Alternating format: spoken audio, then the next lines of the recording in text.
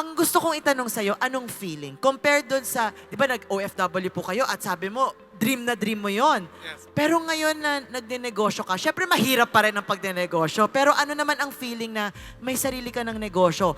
How do you compare both po? Ngayon, super happy kasi nandiyan ang DMW to guide me, to assist me, to counseling me. At hindi ko na po kailangan pang lumayo ulit, mapalayo sa mga mahal ko sa buhay.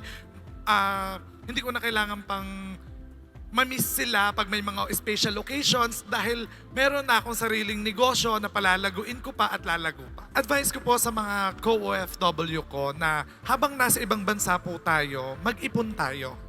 Kasi hindi habang buhay na nasa ibang bansa tayo at wag po tayong matatakot na umuwi ng Pilipinas dahil nandito po katuwang ang DMW upang tulungan tayo para makapag-umpisa ulit ng negosyo dito sa Pilipinas at mag-guide nila tayo ng maayos.